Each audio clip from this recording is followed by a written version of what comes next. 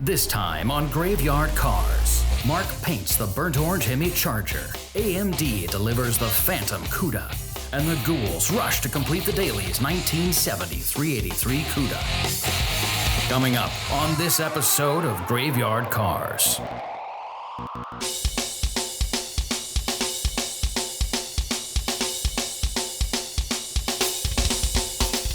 In case you missed it, our 1970 Hemi Charger is blocked and ready for paint. The Phantom Cuda was sent back to Auto Metal Direct to have new metal installed. My daughter and Will are back to Team Graveyard. The 383 is installed in Mark and Elena's 1970 Cuda. I assigned Alyssa the task of hiring us a new body man. And our new progress board has been updated and will keep us on task.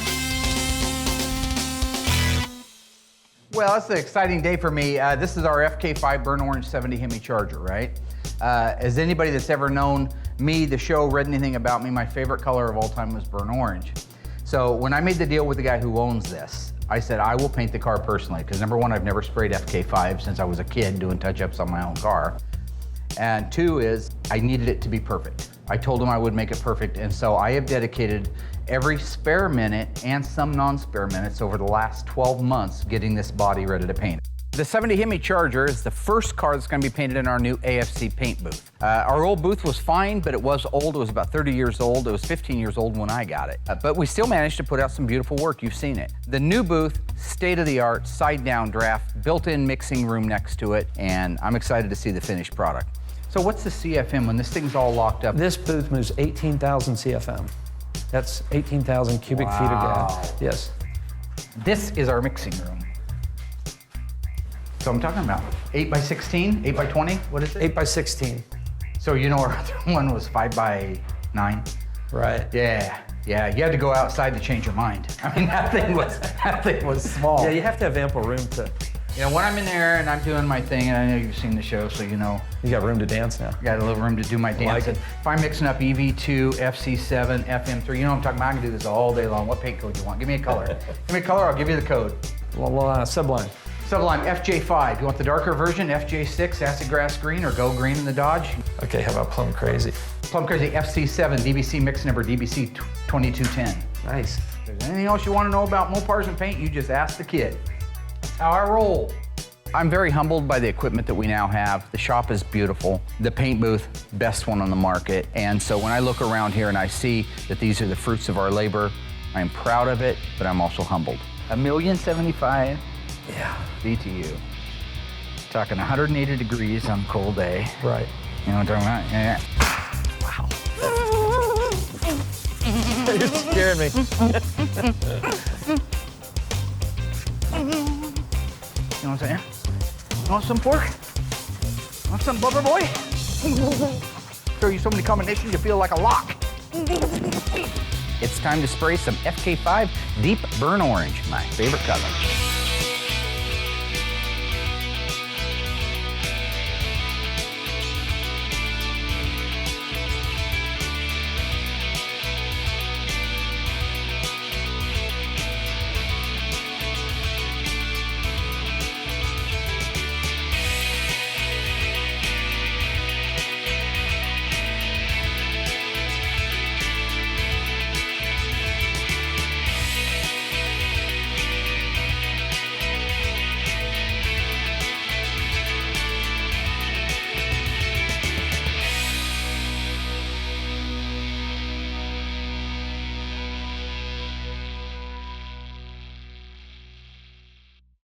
Our folks back east at AMD Installation are putting together our 1971 Phantom Cuda. The 71 Phantom Cuda is an exceptionally rare and desirable car. 71 Cuda is the pinnacle of all the muscle car years. This particular one happens to be a V-code, 385 horsepower. There's 108 of them made with a 4-speed. This one happens to have a shaker hood and is in Tor red. Yeah, when Mark got the Phantom Cuda and told me he was going to document the restoration of it, then he had the idea of starting a television show with the 4 of us. I said if anybody could do it, he could. On July 5th, 1981, a guy was driving it. He was in a race with a buddy of his. Got out of control at a high rate of speed, crashed into the wall, bounced off that wall, hit another wall, ended up in the middle of the road. The right quarter was destroyed, left quarter was destroyed, both front frame rails were destroyed. So back in the day, we referred to that as totaled. People scoffed at it, said there's no way you can repair the car, it would be a rebody. When I heard that people were saying that we were going to rebody the car, that's what inspired Graveyard Carz. I thought to myself, I want to document it. Every step of the process, I want it to be forever immortalized on film. As irony would have it, Mike Gregg came out a couple of years ago and we ended up talking about the Phantom Cuda. And as we were talking about it, we agreed one thing. It's certainly, my hunch is right. It's just a wrecked car that needs to be repaired. He made the offer. Look, if you ever get too far behind and you need some help, we got the AMD Installation Center. Let me know. I packaged the car up, which was a matter of putting it on a pallet and shrink wrapping it, loaded it onto a cargo truck, and shipped it back to Georgia. The guys back there dropped everything that they were doing at the time it showed up so they could immediately get it in and begin the restoration process on it.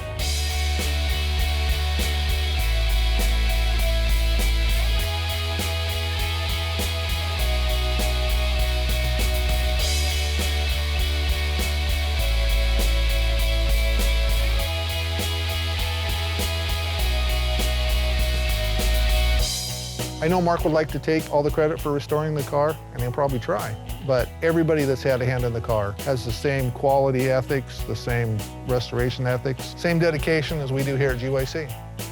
The truth of the matter is we're busier than we've ever been. I only have a short period of time on this earth to get these cars done. If I can take somebody up on an offer as generous as that, I'm gonna do it. It's going to allow us to move straight into body and paint as soon as it gets back in final assembly. So what's happening with the car is the same as if a collision shop was doing a car back then. They replaced the crumpled sheet metals with straight sheet metal, bodywork, paint, just like being repaired.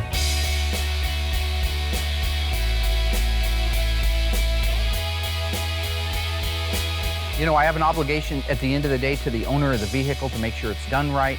So with today's technology, I have the ability to virtually be in the shop with the guys and look over the repairs and the welds and the replacement.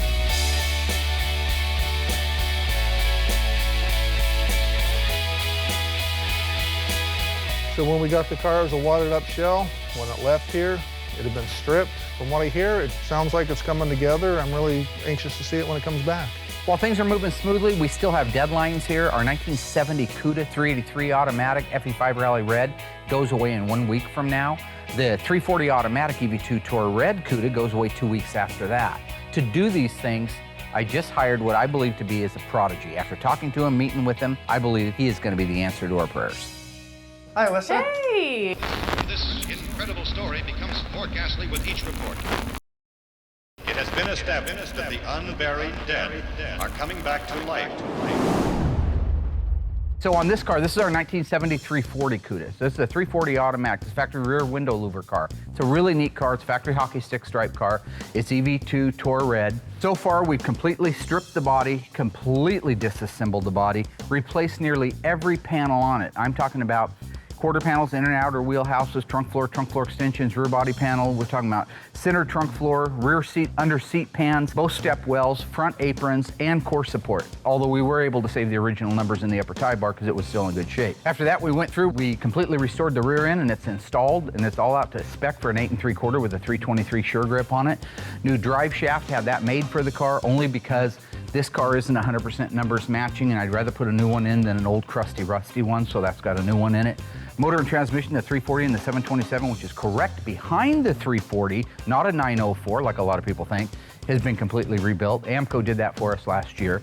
The engine has been completely rebuilt. All the suspension K-member, upper and lower radiator hoses, everything that goes on these cars is brand new, and this car is ready to start. The other car that we're working on today is Mark and Elena's 1970 Cuda 383 automatic. It came out here, we disassembled it, had the body dipped, brought it back, and since then we put quarters, outer wheelhouses, trunk floor, and trunk floor extensions in it, and one floor pan, the driver's side floor pan.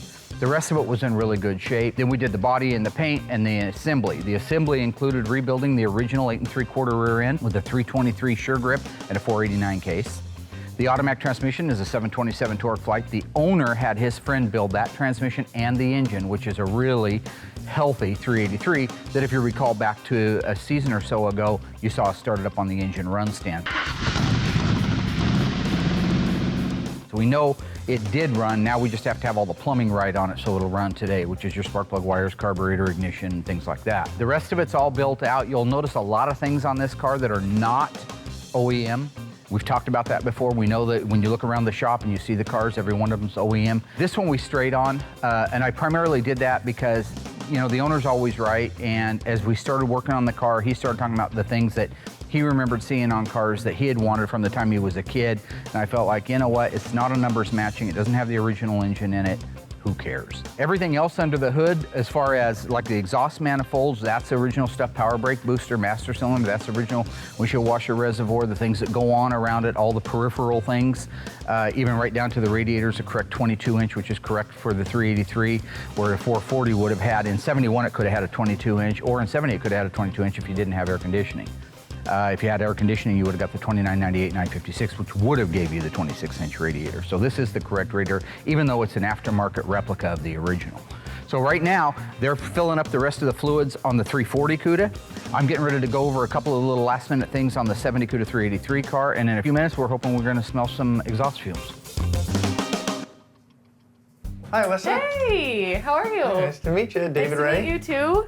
So I hear you are coming from a long ways. Yeah, from Montana. I was a truck driver and put in the application through Facebook, probably pretty close to early December. I've been, working on Mopars my whole life. I know them inside and out, and really have a passion for the cars and have a passion for the way Mark restores them, which is, to OEM, original, just like the way they came off the showroom floor. So I personally think the headshot that you brought in, I actually have it right here, is kind of one of the major reasons you got hired, I think. Oh, really? I think he was looking for someone that looked just like him. Oh my gosh. Oh my gosh. He works on the cars as a hobby, and it wasn't his day-to-day how he made his money. So I think we really need somebody on our team that feels the same way about the cars as my dad does. It's really good to meet you officially. Yeah, nice to meet you too. Yeah, and I'm gonna try to be out in the shop because I want to pick up on some stuff. It was nice to meet Alyssa. I didn't know, at first she was Mark's daughter, but, after finding out, it made it even more cool, so it was kind of neat to see her involved. Sure, I'll see you around. All right, thanks for your time. Bye. Bye-bye. So how are we starting this without the wiring, boss? We're just going to use a remote starter on it. The reason we have to hot wire the car, so to speak, is there's no proper ignition in it. So we're just going to run a wire over to the ballast resistor from the hot side of the battery. That'll give us power to the coil. That's hot wiring a car. Well, the reason I've got Will alongside me doing the engine work and assembling, doing some of the final assembly on these cars is he comes from a painting background. I do appreciate the time that he takes because, like you said, everything I've always done has been strictly paint. No, I just think it makes me kind of more well-rounded because I don't know any of this. Well-rounded. Circle, planet, system. Right there. If it's advanced too far, it starts kicking back. I can usually set them right on the money by ear. You didn't want, Not Nope, sure, Dave. that's right there. Okay. You're gonna need a little more fuel. While I was bringing the fuel around to put into the Cuda because it wouldn't start, I happened to notice that the sending unit was sitting over there on the bench, not installed in the tank, which is a great reason why it wouldn't run. You were looking for it, you left it. I didn't leave it out. I didn't put the tank in. No. You're going down. No. Working with Dave now has been a joy. He knows what he's doing. He follows instructions. He's got a great attitude. And it seems to me that he's a real good diagnostician. This guy actually takes his time and diagnoses it. He's kind of a mini-me, if you will, which the world needs more of, I would say. Well, this is the part we're missing on the fuel tank. Fuel sending unit, pickup unit. This deal right here, this float, operates your fuel gauge. And this is where the fuel draws from. So this is what we're missing. This is why we're not getting any fuel up to our fuel pump.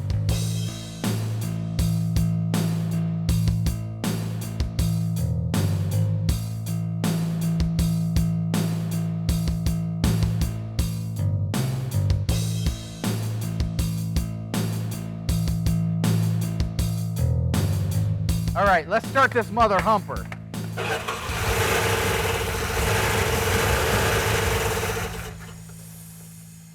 That not sound good. In most cases, the second digit in a vehicle identification number on a Mopar represents the price class. On a 1969 Charger 500 and Daytona, the second digit is an X. What does the X officially stand for? High, experimental, fast top. The answer coming up after the break.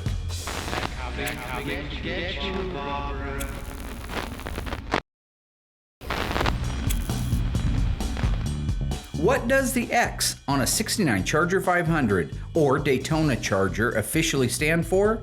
The answer is fast top. It has been referred to as experimental, but despite the fact that the second digit in most cases represents the price class, L for low, M for medium, H for high, it actually reflects the roof style, even though the third and fourth digit represent the sport roof as well. This incredible story becomes more ghastly with each report.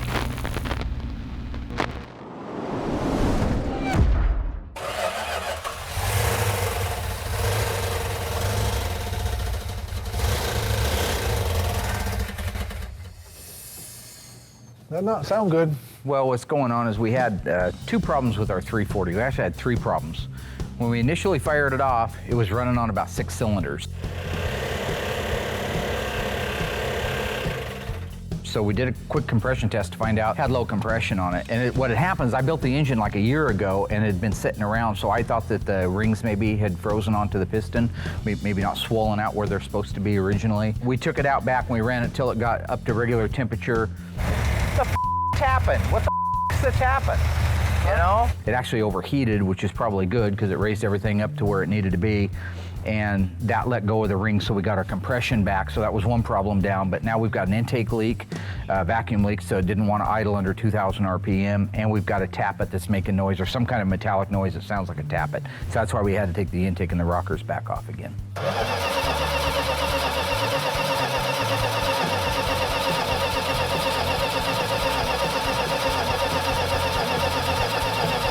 Okay. Let's just go ahead and take the rocker arm assembly off of there, push rods. Let's get everything over to the solvent tank, wash it down, and take a look at it. Yep. Okay. Get a good look at all the rockers. All right. Sounds good. I'm gonna clean these rockers up to see if I can find out if there's a plugged up oil galley, any cracks, you know, something that might cause us to lose pressure up there to make these clatter. Huh. We have a slightly bent push rod, folks. So there's one bent push rod. I'm gonna order new push rods, lifters, and rockers. And at least that way you've done it all. And then look at the intake. Yeah. This came with You the kit. had a leak, right? Oh, I mean, look at it. obviously. First of all, I've never seen a small block that used this metal. I don't know if I'm just full of or not remembering right, but look at that metal. It's not even crushed. It's crushed here. It's crushed down here. It's crushed on this, but look at these up here. Yeah. It wasn't even seating. So we replace the intake gasket when we go back together, obviously, and that should cure our problem. We have. What is it? Cuda's here. Good. What's that? Nice. The Cuda is back and there's gonna be a party. Hey nah, hey nah. I call this the reverse rooster.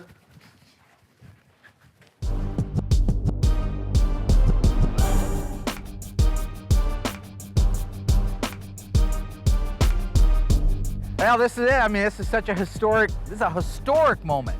Historic. This is our 71 Phantom Cuda. So with the agreement in place between AMD Installation Center, and myself, I packaged the car up, which was a matter of putting it on a pallet and shrink wrapping it, loaded it onto a cargo truck, and shipped it back to Georgia. The guys back there dropped everything that they were doing at the time it showed up so they could immediately get it in and begin the restoration process on it, moving it right to the head of the class.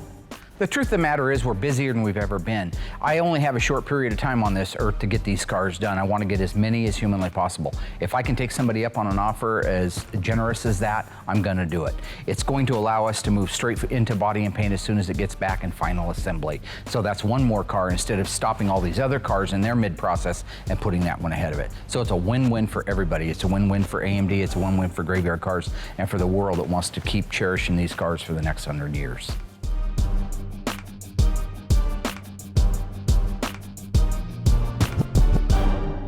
First eyewitness accounts of this grisly development came from people who were understandably frightened. It has been established that the unburied dead are coming back to life.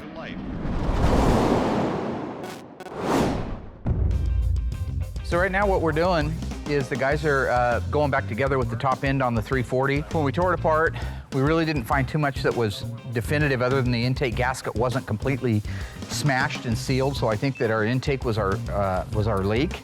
So while we had it apart to do the intake, I just decided that would be a good time to go ahead and put in the brand new set of lifters and brand new set of push rods on it. So that's all going back together. They're just buttoning up the top end, so we should be able to fire it up here in about 10, 15 minutes. Hopefully, the clattering noise is gone and the vacuum leak is gone. So all the guys got to put on right now is hook up the fuel line, the PCV hose. Oh yeah, I didn't do those. Route the plug wires, which he's almost done with now. And I just topped off the power steering, so we're ready to run here in a few minutes. We're gonna put Bob's car outside and try to get it running, you know, and hopefully all the work that we did on it is gonna solve our issue with the motor problem, because we gotta get this car out of here so we can get started on marketing latest.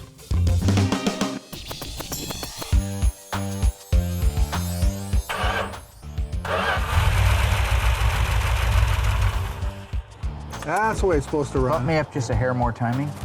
Up ahead. Yep. Yep.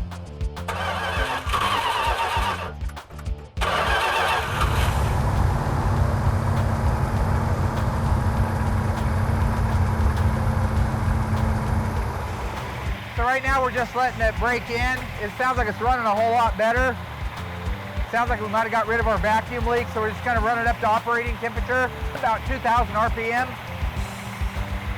And as soon as it's all warmed up and broke in, we can set the idle down, set the timing, set the air fuel. Hopefully the lifters get a little quieter. Mopars aren't the greatest oiling engines in the world. Sometimes they take longer than others. Come on, baby. So everything really, for the most part now, is starting to dial back in. I don't know if it was a lifter or push rod or a combination of both of them that were making all the noise. That has quieted down quite a bit. Definitely is running better. We still got to get it up to operating temperature. He's checking the water on it right now. We may need to add some to that. If we can get it to run and idle and do all the things it's supposed to do, we can set the timing on it. And hopefully after that, we're ready to pull it back inside and start putting it together. Thing is, Royal wanted to just, tear the whole thing apart. He said, oh, well, let's take it apart. And the rings are probably in backwards or something, It's like, me and Dave, I was telling Dave, I don't think so. I put the motor together myself. Dave, is that right? That's right. So Royal's a parts replacer. He goes bananas. Something doesn't work out, he just wants to start throwing parts. Let's rip it around. We can have that engine out in an hour. We'll take the rings off it. No, let's just get it hot and it'll let go of those rings. I was telling him. Dave and me were in complete agreement. Right, Dave? That's right. We're in complete agreement on the fact that it didn't need to come apart. But Royal being a parts, he's just crazy. He loves putting parts on an engine. So, I don't mean it disrespectful, but,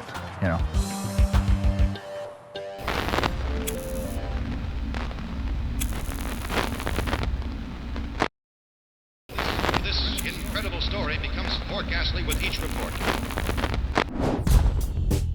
Now that we got the 7340 running the way it's supposed to be, it sounds terrific. That's a weight off my shoulders. We got to jump back on the 7383 Cuda because that car, with all of its aftermarket parts, could just potentially be plagued with problems. So what's the difference on this one? The difference is this one's going to start. First time? Well, we've already had it on the engine run stand. It's just that the guy wanted all these crazy wires, the 8mm wires, and he wanted electronic ignition because it's not OE. The whole thing's been a pain in the ass because of that. Dave is doing a fantastic job on the car. Like I said before, he's a great diagnostician. He's a problem solver. So with all this aftermarket stuff, instead of just throwing his hands up saying it doesn't work, he's solving the problems. Glad to have him doing it because honestly, that's the kind of stuff that frustrates me. I'm glad I don't have to be doing it. Marking Atlanta's car had some challenges. Anytime you deal with aftermarket parts, you're gonna run into challenges. I mean, when you're working on a car that nice, just starting in and saying, here, go to it, get all the glass lined and just start putting parts on the car, yeah, the nerves start going. We had to go with that custom 2-groove pulley on the top because that power But you ran the original 070 fan, right? Yep, 070 fan with fan clutch. The fan clutch is what I mean. And and you use an original throttle bracket? So yeah, throttle bracket is an original bracket, modified, of course, for that Edelbrock intake. Everything had to be changed and tweaked just a little bit to make everything work. Custom built everything. But do you feel pretty good about the conversion kit? Feel pretty good about the conversion kit. It's a standard conversion kit from going to points to electronic ignition. Okay. So we're just just hope that it actually. Yeah, hoping and that you're plugged in. Yep, plugged in there, and it plugs in all the original clips and everything, and then you run the one lead to the coil, and God, let's just hope it does something. Yep. Okay, this one's actually got some fuel in it. Yeah, how old the fuel is, I don't know. So let's try it. Oh, give me some advance on that. Oh, we're going this way, right? Yes, sir. Right there. Okay. You'll get there. You know what that is? What'd you see? Yeah, I know exactly what that is. What? As soon as he lets off the key, the starter bypass circuit goes to Does it? Yep. We got an aftermarket steering column in this. It's actually a GM steering column. I know it's not original OE Mopar, and it's got a custom steering column. And what Mark is explaining is whenever it's in the start position, meaning the motor's cranking, you're getting ignition. And so it'll actually fire the motor. But as soon as you let off the start position to have it in the run position, we're losing circuit.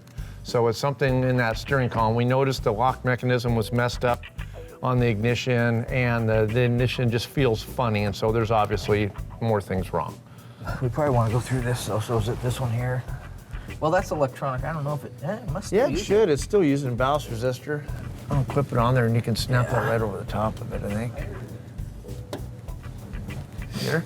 Yeah, let's see if that'll work. It probably won't. It'll probably blow up or something. Ready? Yeah, try it.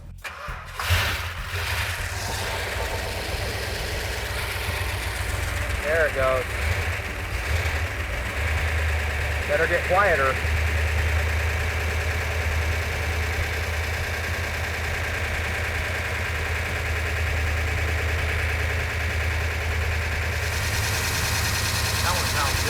The engine sounds every bit as good as it did when it was on the engine run stand. That's fantastic. We need that. A little luck is a good thing to have. Now we can move on with the rest of the assembly of the car. How'd that feel, Roy? Once again, not to beat a dead horse, but Dave is doing a great job, and not to take away from anybody, any predecessors, because everybody's worked hard over the years, but he is truly a prodigy. He knows what he's doing. He's on track. He's getting things done. Right now, he's getting ready to move the car outside and run through the gears, top off the transmission, make sure everything's working like it's supposed to. While he's doing that, I'm gonna go over with Mike and start building out the 1974 46 pack for the 4-speed plum crazy FC7 Challenger RT. So I think you already did the differential on it, right? Yep, differential's full. But if you're looking for me, I'll be over in the machine shop because I'm gonna help Mike put together the 446 spec engine for our purple car, which is the next one you're gonna be putting together as soon as you're done with the 340 Cuda. Perfect. Sounds good. Give him a look. Yeah. Give him. All right. What we're getting ready to do right now is assemble the 440 6-pack engine for the 70 Challenger RT, which is a JS23. What's the 5th code for a 440 6-pack and 70? I can't remember. V like victory. V like victory. Oh, Okay. that's right. Yeah. All We right. talked about that This is the numbers matching engine. How can you tell? because it's the same as the last of the VIN number, right? And that is the original VIN number to our 70 Dodge Challenger RT 440 6-pack 4-speed Dana track pack 354 rear end. It's FC7 black vinyl top. No stripe delete V88 car, but it does have the RT badges, which is mandatory, and it also has a mandatory rally dash in it. Other than that, it doesn't have a whole lot of options. So. Now we're gonna go ahead and get the car running and put it in gear and make sure the tires and everything are turning in forward and turning in reverse.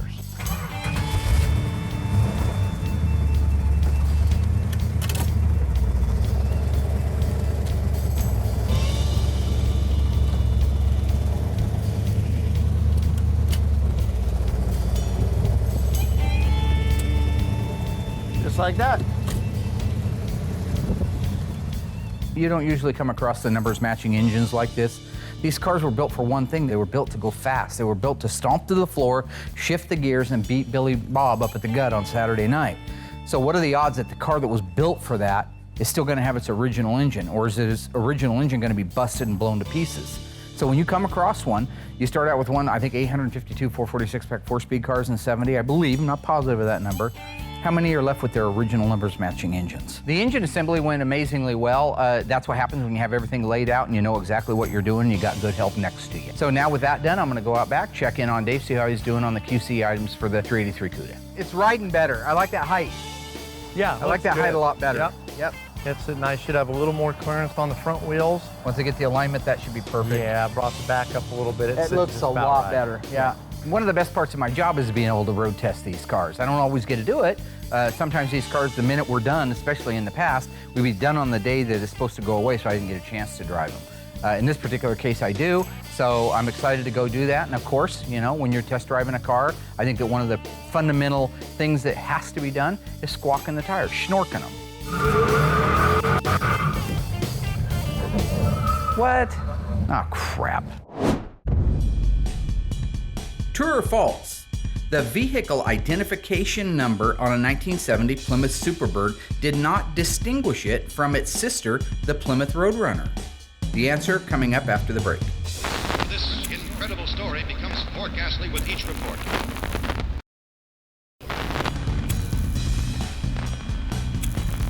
So, true or false? The vehicle identification number on the Plymouth Superbird did not distinguish it from its sister, the Roadrunner. The answer is true. In 1970, the Plymouth Roadrunner, the standard Roadrunner, was not available with a 440 375 horsepower Super Commando engine. It was only available in the Superbird. So if you look at the fifth digit and you have a U, that is what distinguishes it as a Superbird. No other specific character says it's a real NASCAR. This incredible story becomes more ghastly with each report.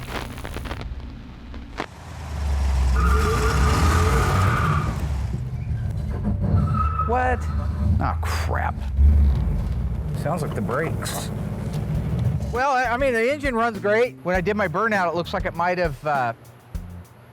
My initial thought is anything can happen. There's 450,000 moving parts inside of a car. So inside the brakes, it sounds like something may have come off, maybe a keeper. Something's dragging in there, so. Yeah, it's just the rear brakes or something's, it sounds like something fell apart in there. So I'm just gonna use the stringo to move it back inside. We'll get it up in the air and see what it is. Well, for the most part, everything worked great on the car. It ran driving fine. We got a little noise in the back end. I think it's a brake part or something that came apart. So we're gonna get the wheel off of it and take a look at it. And that's what happens, and that's why we road test them, is to find out problems, you know, before the customer has them. Dave has been doing a fantastic job. We're nearly out of the woods. Couple little faux pas inside the brakes. We'll fix that. We'll be ready for tomorrow morning. That's it. Those pieces, Right. yep. We'll do it. This is really cool. The guys came out from AMD to check in on the car to make sure we're happy. That's customer service. On top of everything, they flew 3,000 miles just to make sure that we're pleased with the finished product, and we are. It's absolutely amazing. It's beautiful. All right, Haas, what do you want to show me? If you have a Torx wrench, we can take that striker out right there. Oh, Look at that. oh, I don't believe that. So this thing actually covers the original footprint where the actual Just door put it back on there, closed. and the door will shut again. Okay, there's a little tight. And that should just go. That's insane. When you get a glimpse into the installation center and the way that we assemble the car, we've designed proprietary tables, which is basically what the factory did. Has the master pinholes designed into it, and then the pads for the datum height. Really, rebuilding a car like this is all about the control. So the fixture for us is our control device. Royal, do you know what it means? Yeah, that's amazing. I mean, you're a carpenter, right? Go tear a house down to its foundation. Reuse the original door jamb. Put the whole house back together again and use the original screw holes for the hinges. Good luck with that. Okay, for any car that's going to be a real car, it still has to have the VIN numbers in it. Absolutely. So, You're just restoring the body. Yep. and you know where they're at. Oh, 'cause yeah. You are all things Mopar. Oh, yeah. That's our original cowl. Look at that. This car right now, besides the fact that it looks great and is ready for body work, is exactly the way it was when it rolled off the assembly line before it went through body work. And its claim to fame is, of course, we needed to save some body numbers, right? Right. We had a wadded up core support, but a portion of it was good, so we were able to save that. So the body numbers are still in the core support. You saved the cowl, which means we have all of that original stuff on there. I noticed that you put the entire left side rocker. You used Both sides. Both side rockers. Your rockers. The rockers Okay. from the car. Okay. Salvage the rockers. I am 1,000,000% happy with the job that AMD did. It's exactly the way we would have done it. Now with those things in place in the body and it's setting on a chassis, we can begin the final stages of this car's resurrection. Unburied dead are coming back to life. This incredible story becomes more ghastly with each report. So our little 70 Cuda is just about finished. We have all of the car complete except for the final detail stages. That's what Royal and I are getting ready to do now. That's the waxing, the detailing, getting compound out of the jams, wiping under the hood. We install all of the OEM decals back on it. After that, we're literally ready for Mark and Elena to show up and pick up the car. What's kind of cool about today is with the old shop, we were just always seemed to be panicking. Now we're not panicking. We're done, we're out of the woods, we're doing a last minute detail. Boom, Graveyard Car's on to the next one. I close this trunk lid and our car's done. If I can get Chrome Dome to work, are you done under there? How long are you gonna milk that for, Mary? Oh, I get it done.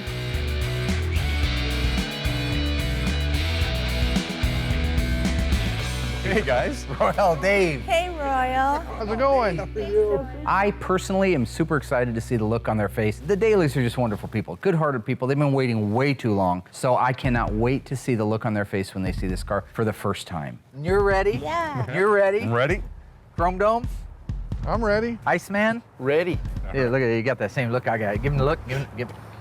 Yeah, I'm just excited to see the owner's reaction to the car as they are. You know, it's awesome. It's going to be a good day. Butterflies. It's the anticipation, you know. Jackpot. Oh my God, I hear it. Hard to hear with the wind blowing. Oh, I heard it. I hear something starting. That's unmistakable.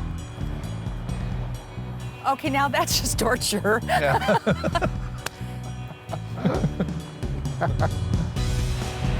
Oh my God. Holy smoke.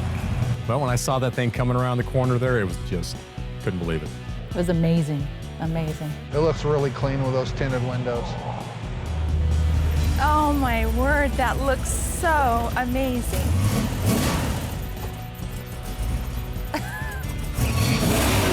Wow.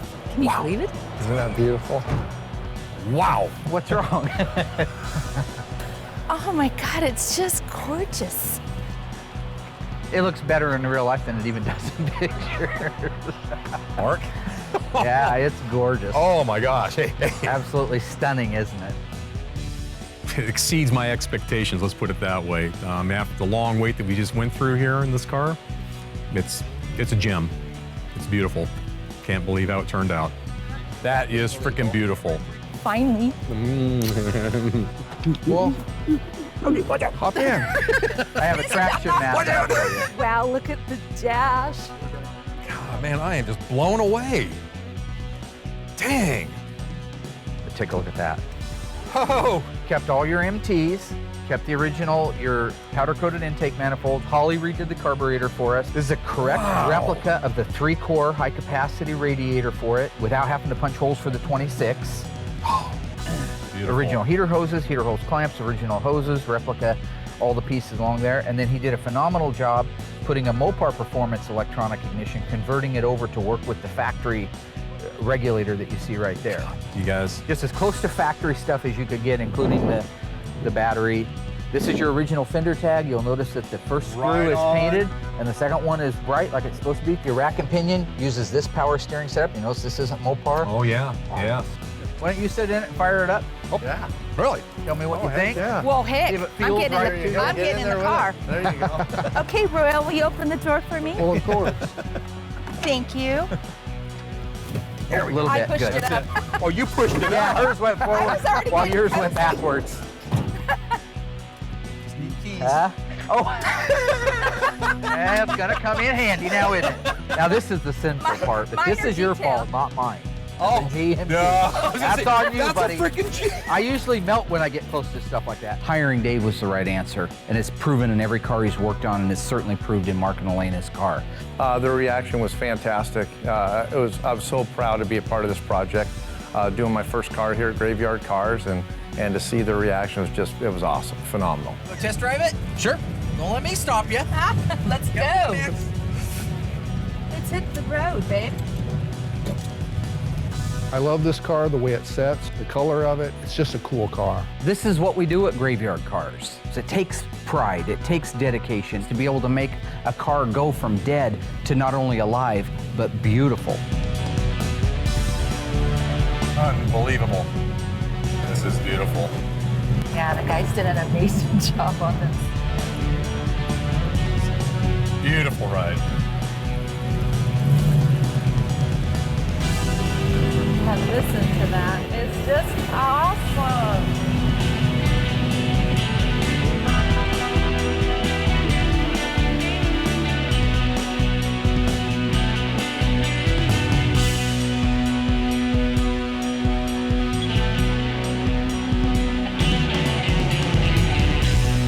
I see the dailies driving their car for the first time in 20 years, I have to reflect on what an amazing week it's been and what an amazing journey we've had.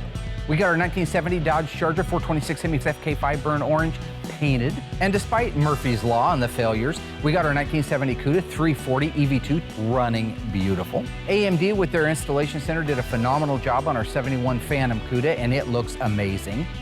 And of course, the 1970 Cuda 383 back to life, beautiful, and in the hands of the owner. With our 1970 Cuda completely finished in the trailer and heading home, we have one task left before we call it a day. With the paint cured out, it is now time to cut and buff our Hemi Charger. All fresh paint jobs, once they cure out, need to be wet sanded and buffed. Still, no matter how nice you lay them out, they still need a little bit of wet sanding and buffing, whatever. So the point is, you're trying to take out the imperfections in the paints. And so it's a system of knocking down the paint originally with 600 on a stick. That takes all the orange peel out of it. Point, of course, is that you're trying to get the 600 grit scratches out, then the 1,000 grit scratches out. Then once you do that, you can move on to the wet sand. Then I went over it with 1,500, 2,000, and then 2,500. That way, when it comes time to buff it buffs out fairly quickly. And now it is time to update the progress board. With the 383 Cuda done, we're taking it down off of the board. Our 340 Cuda is running great, so we can check off the drivetrain. And with the deadline this summer, we need to add our Phantom Cuda to the board and get it moving through the shop. The next immediate task is to get the drivetrain installed in our 1970 Hemi Charger RT. We have so much to do this season, we got no time for fooling around. If you haven't noticed, things have changed at Graveyard Carz. We are getting more done now than ever before.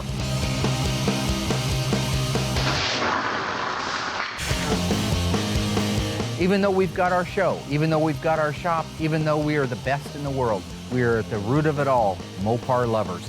We're blue collar, in the trenches, hard-working American folks with the motto, it's Mopar or it's no car.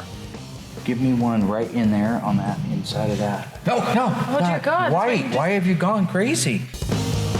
Next time on Graveyard Carz, the pace is quickening for the burnt orange Hemi Charger. She is enchanting. She is sexy. She is jealous. She is the essence of evil. She is Christine, a 1958 Plymouth Fury. No one that knew her is alive to issue a warning. But the moment she seduces you into the driver's seat, she will own you, body, mind, and soul. There's no place you can go that she will not find you, no speed you can run that she cannot match. And she can never be stopped, because you cannot kill what cannot possibly be alive.